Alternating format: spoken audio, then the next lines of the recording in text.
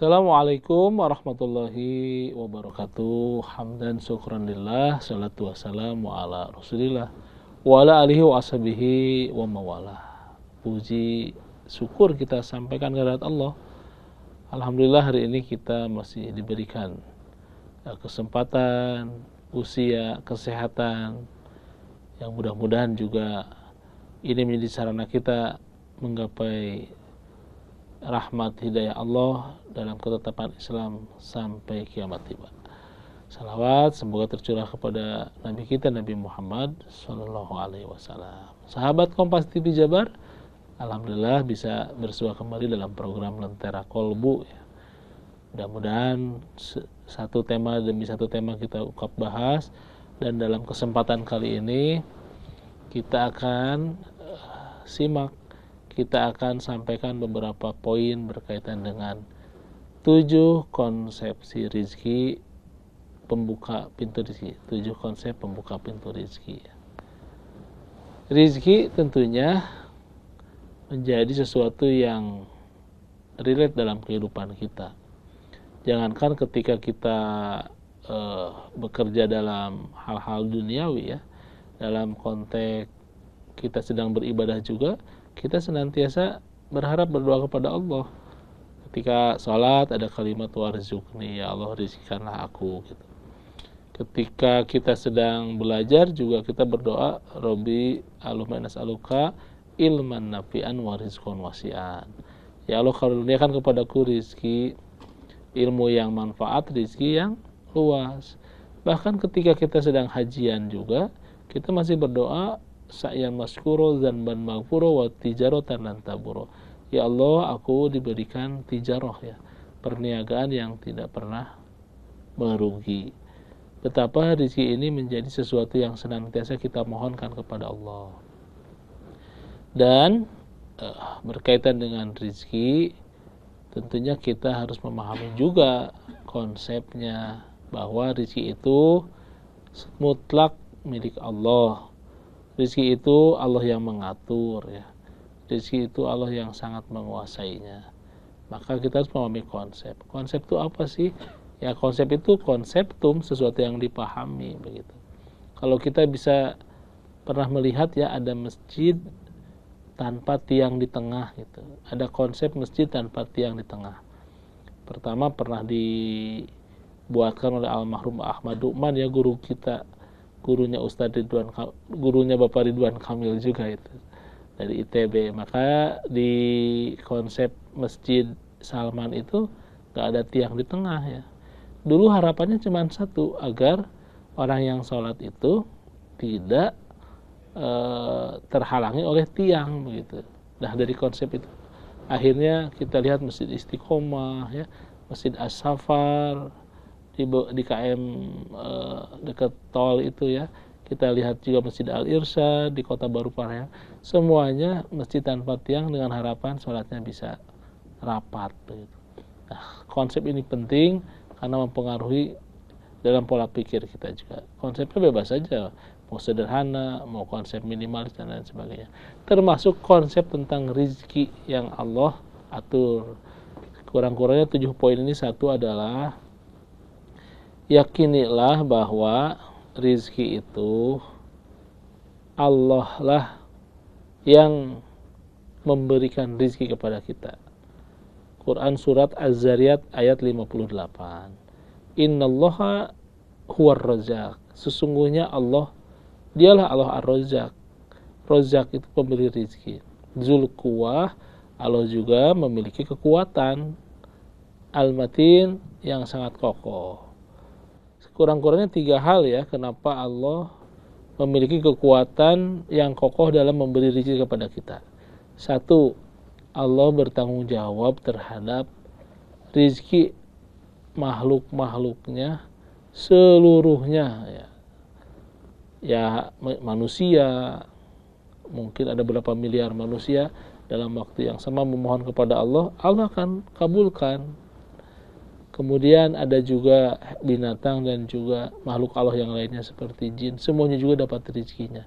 Jadi Allah disebut kuat dalam memberi rezeki karena Allah adalah zat yang bertanggung jawab ya terhadap kebutuhan makhluk-makhluknya.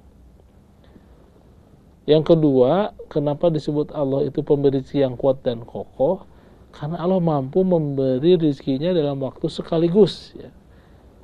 Tidak bertahap seperti manusia ya. Kalau manusia sekaya-kayanya manusia, crazy rich atau apa gitu kita sebutnya, mungkin ketika hari pertama bisa ya memberi makan untuk 1.100 orang, 1.000 orang. Tapi kalau tiap hari dalam waktu seketika miliaran manusia mampu kan? Tidak ada satupun makhluk yang bisa demikian. Hanya Allah gitu. Yang zat yang memberikan rezekinya dengan sangat kuasa dan dalam waktu yang sekaligus, tidak bertahap. Manusia mah kalau pengen makan teh harus ya cari dulu, bangun dulu, masak dulu baru kita makan. Allah hanya cukup dengan kalimat amr ya, perintah. Innama amruhu idza arada Allahu syai'an ayaqula lahu kun fayakun. Kalau Allah menginginkan cukup dengan kalimat kun fayakun. Dan yang ketiga, ya ketahuilah bahwa rizki itu sebelum ada kita dan sudah ada kita dan kita pun tidak ada lagi di alam dunia, Allah terus memberikan rizkinya. Dulu sebelum ada kita, orang-orang sekitar kita udah dapat rizkinya. Kita lahir juga dapat rizkinya, bahkan kita wafatun dunia tetap ada yang mengurusnya Allah Subhanahu wa taala. Wala ya'uduhu hifzuhuma wa huwal aliyul azim. Bahwasannya Allah itu layak khuduhu ya.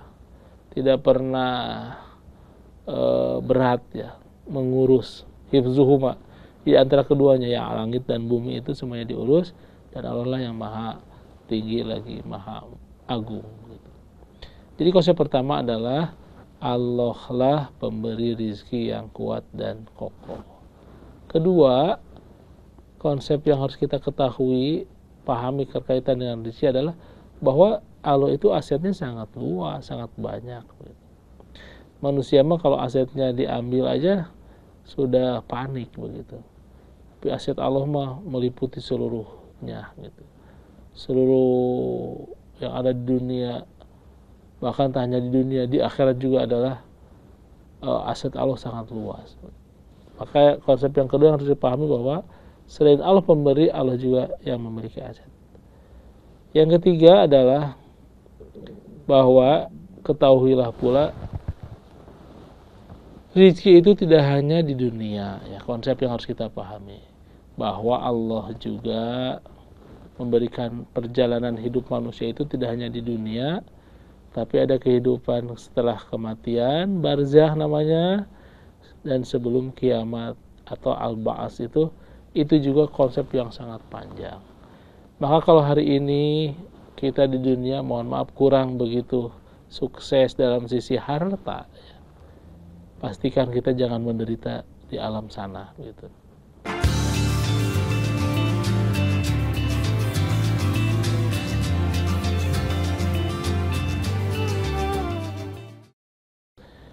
Ya, kalaupun hari ini kita juga menjadi orang yang banyak Allah titipkan harta, jangan sampai juga di sana menderita. Karena di akhirat nanti ada kalimat di Al-Waqiah itu,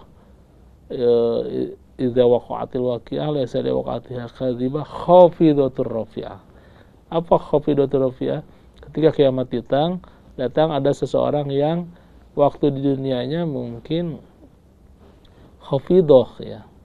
Khafidah itu artinya kekurangan, menderita dalam kemiskinan. Tapi di akhiratnya Masya Allah rafi'ah, Allah angkat derajatnya karena kesolehannya, ketakwaannya. Jadi dia menjadi orang kaya raya di barzahnya. Tapi ada pula orang yang ketika di dunianya segala ada, tapi di barzahnya tidak ada. Jadi kalaupun hari ini kita Allah uji dalam kekurangan, ingat kehidupan kita tidak di sini saja gitu. Dan ketika kita melakukan kebaikan-kebaikan ya, seorang anak yang baru bekerja di sebuah perusahaan, dia mencintai ibunya belum menikah, semua penghasilannya diberikan kepada ibunya, contoh ya. maka sesungguhnya dia akan diangkat derajatnya di tempat sana, walaupun secara materialnya dia kekurangan. Maka konsep ketiga yang harus dipahami bahwa hidup kita tak hanya di dunia, tapi ada kehidupan yang selanjutnya, barzah, sampai hari kiamat tiba. Pastikan kita adalah orang-orang yang diangkat derajatnya, orang-orang yang juga penuh dengan rezeki-rezeki Allah.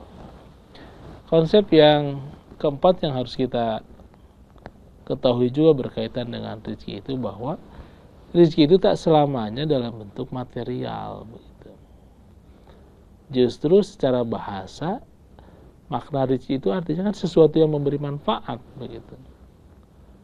Anak yang jadi rezeki apa konsepnya? Anak yang bisa memberikan manfaat, meneruskan kebaikan kedua orang tuanya. Kalau orang tuanya wafat, jangankan meneruskan kebaikannya, ngadoakeun aja udah nggak bisa, sesungguhnya anak itu tidak memberi manfaat. Bukankah dulu ketika kita berdoa ya kepada Allah, Allahumma jadibna syaitan wa jadibna syaitana mimma rojaktana, agar Allah itu menjauhkan dari setan terhadap rezeki lahirnya anak kita. Dan anak yang saleh, anak yang menjadi rezeki itu anak yang nerusin kebaikan. Seseorang yang memiliki kendaraan itu akan jadi rezeki ketika ya kendaraannya memberi manfaat, ilmunya memberi manfaat, jabatannya memberi manfaat, kebaikan-kebaikan kedudukannya memberi manfaat, harta gelar pangkatnya itu yang menjadi rezeki itu yang memberi manfaat. Selesai kuliah, dapat gelaran, tapi tidak memberi manfaat, sesungguhnya tidak jadi rezeki. Jadi yang keempat ini konsepnya adalah bahwa sesuatu yang jadi rezeki itu yang memberikan kebermanfaatan, maka tidak selamanya dalam bentuk material. Kalau hari ini kita secara harta tidak banyak, maka pastikan manfaat dari yang bentuk yang lain. Energi itu kalau tak dalam bentuk harta ya tahta, kata, dan cinta. Jadi energi tidak bertambah berkurang, hanya berubah bentuk. Kalau hari ini harta kita belum banyak, pastikan atau cinta orang lain begitu banyak. Pastikan kata-kata kita bisa didengar, itu kan juga adalah rezeki. Jadi kalau staf biasanya gajinya nggak banyak, tapi cintanya banyak, ya. Kata-katanya cenderung disukai orang, begitu ya. Yang keempat, bahwa konsep rezeki itu tidak semacam material, tapi sesuatu yang memberikan manfaat. Maka yang kelima, kita harus ketahuilah bahwa yang disebut sebagai rezeki itu tidak berarti karena dia kaya raya, kemudian dia langsung mulia, atau dia yang sifatnya Allah uji dengan kekurangan harta, kemudian dia terhina. Tidak. Jadi tidak menunjukkan ketika orang kaya itu langsung Allah menyukai, menyenanginya, atau karena dia miskin Allah membencinya. Enggak. Dua-duanya adalah sarana bisa mendekat kepada Allah. Jadi mau kaya mau miskin, mau Allah banyakkan rizquhu, ya rizkinya, atau waqaddaru alaihi, atau dikadarkan dalam kurung dikurangkan hartanya, sesungguhnya bukan itu ukuran kemuliaannya. Tapi akankah ketika dia dalam keadaan Allah berikan rezeki dalam keadaan syukur, dan ketika seseorang itu Allah uji dalam sabar, orang itu melakukan kesabaran, ya. Dan kalau boleh diinformasikan, ya, kekurangan kelebihan seorang kaya itu karena kekayaannya. Apa kelebihan orang kaya? Ya karena kekayaannya. Apa kekurangan orang kaya? Ya kekayaannya. Apa kelebihan orang miskin? Ya karena kemiskinannya. Apa kekurangan orang miskin? Karena kemiskinannya.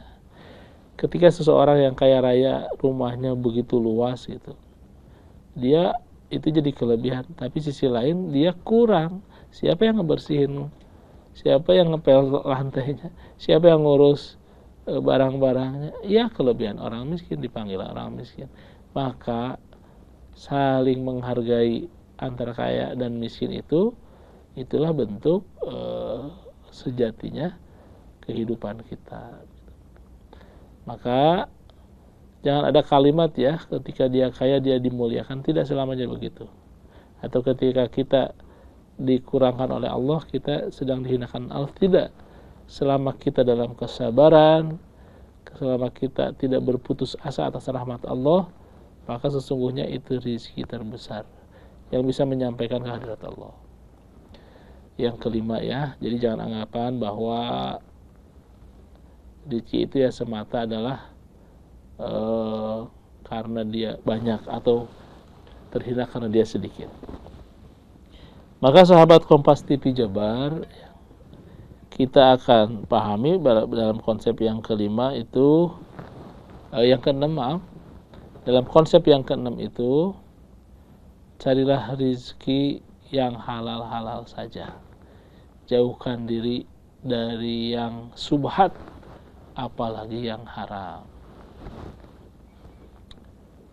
Dan saya meyakini bahwa andaipun seorang hamba mencari rizki dengan cara yang halal, dengan cara yang haram, sesungguhnya rizkinya mah segitu-gitunya saja. Jadi andaikan kita bisa bersabar sesaat, sesungguhnya yang kita dapatkan itu pasti sebenarnya yang halal-halal saja. Ada doa yang sering kita sampaikan kepada Allah, ya Allahumma aghnina bihalalika an haramika wa akfina min fadlika aman siwaka. Ya Allah, aku kayakanlah, aghnina, cukupkanlah aku bihalal, dengan yang halal-halal saja. Wa akfina min fadlika aman siwaka, dan cukupkan aku hanya dengan yang engkau ridhoi, engkau sukai, bukan dari yang lainnya. Begitu ya. Jadi jangan ada rizki yang kita ambil dari proses yang subuhat, apalagi yang haram gitu. Al halalu bainun wal haramu bainun, yang halal itu udah jelas, yang haram itu udah jelas, yang di antara keduanya namanya subuhat, ragu-ragu, tinggalkan. Dan sekali lagi, harta yang dicari dengan haram dan halal ya segitu-gitunya, usahakanlah dalam kehalalan.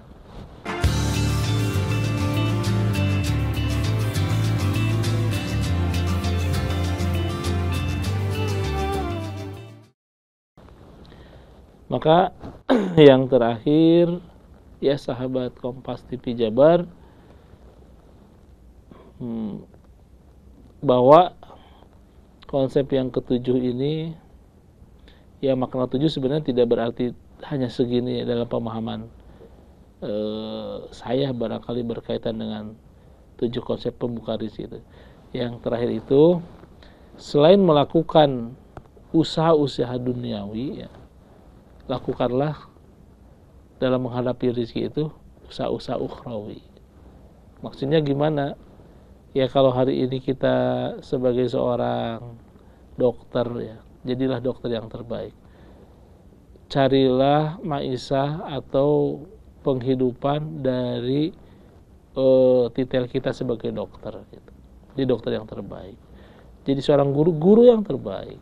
Kita menjadi seorang pejabat, jadi seorang pemimpin, jadi seorang penjaga TNI, Polri dan sebagainya, jadilah yang terbaik. Tapi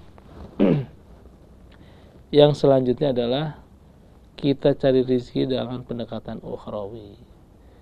Ya selain kita bekerja, niatkan semata karena Allah, dengan berdoa kepada Allah. Jangan menyepelekan doa ya. Sebagai seorang penyiar, sebagai seorang dokter, pertama lakukanlah doa kepada Allah, Allah yang memberikan rezeki.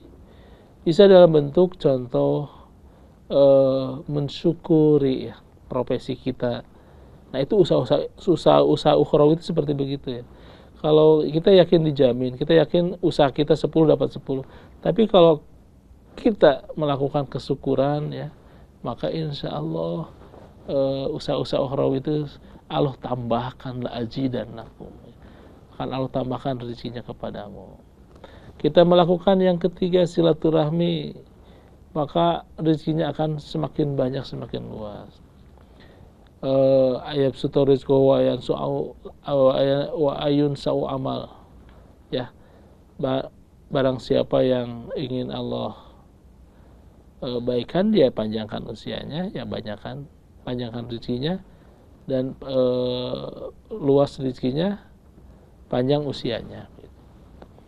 Kita lakukan ketawakalan, usaha-usaha ukhrawi itu seperti itu. Ya, bertawakalah atas rezeki Allah sebagaimana tawakalnya seekor burung. Berangkat pagi dalam keadaan lapar, dan ketika sore hari sudah dalam keadaan kenyang. Tawakal itu Allah simbolkan dalam kamsit toir, ya, seperti halnya seekor burung. Usaha-usaha ukhrawi itu seperti apa lagi? Bersedekah, mengajak orang-orang yang kita cintai dalam kebaikan rezeki, ya. Wa'mur bis shalah, ajaklah anak istrimu dalam sholat, karena insya Allah di sana akan ada dapat rezeki. Usaha-usaha ukhrawi itu seperti apa lagi? Ya, kita lakukan dalam bentuk penyiapan diri untuk beribadah haji, dalam bersaum, dalam menyisihkan sebagian rezeki kita kepada sesama, itu juga akan mengundang rezeki. Bukankah sedekah itu masalul ladzina yunfiqu fi sabilillah kamasali habatin ambatat sab'a sanabil fi kulli sumbatin mi'atu habah. Satu poin yang kita berikan untuk saudara kita, ya, derma yang kita lakukan, zakat yang kita berikan, wakaf yang kita salurkan, kemudian infak yang kita belanjakan, kamasali habatin ambatat sab'a sanabil, bagaikan satu bulir yang menjadi 7 dan menjadi 100, 700. Jadi ketika kita bersedekah, ketika kita memberikan kebaikan, filantropi Islam, ya, kesantunan keislaman, maka Allah akan feedback kita dalam bentuk rezeki yang besar. Dan saya sangat ingin memastikan bahwa rezeki yang tidak diduga-duga itu akan tiba ketika kita ada dalam ketakwaan. Wa may yattaqillah yaj'al lahu makhrajan. Ketika kita takwa, taat, Allah berikan jalan keluar dari setiap urusan-urusan kita. Wa may yattaqillaha yarzuqhu min haitsu la yahtasib wa yarzuqhu min haitsu la yahtasib. Ketika kita wa may yattaqillaha yaj'al lahu makhrajan wa may yattaqillaha yarzuqhu min amrihi yusra, akan Allah rizkikan dari tempat yang tidak disangka-sangka. Allah akan mulaikan urusannya dalam kemudahan-kemudahan. Maka sesungguhnya rezeki yang terakhir ini menjadi tolak ukur bagi kita, ya. Sejauh mana kita bisa dalam ketaatan kepada Allah, sejauh mana kita layak mendapatkan pertolongan Allah, dan sejauh mana kita dekat dengan Allah. Maka Allah Ar-Razzaq wa Dzul Quwwatil Matin, Allah yang penuh pemilik Ar-Razzaq, ya, Asmaul Husna, yang nama Allah yang indah ini, yang kuat, yang kokoh ini, akan memberikan rezekinya seluas-luasnya kepada hambanya yang melakukan usaha-usaha ketakwaan. Dan semoga kita adalah termasuk hamba Allah yang hari demi hari adalah ketakwaan, terurainya ketakwaan dalam hidup kita. Insya Allah Allah memberikan rezekinya kepada kita. Sahabat Kompas TV Jabar, terima kasih atas kebersamaan kita dalam kesempatan kali ini. Semoga Allah mengaruniakan rezeki berkah melimpah. Inna nas'aluka rizqan wasi'an halalan thayyiban mubarakan. Halal, thayyib, berkah, dan kita dimuliakan dalam rezeki dunia dan juga rezeki akhirat. Hanya kepada kita bermohon, hasbunallahu wa ni'mal wakil, ni'mal maula wa ni'man nasir. Aqulu qouli hadza astaghfirullah li wa lakum. Assalamualaikum warahmatullahi wabarakatuh.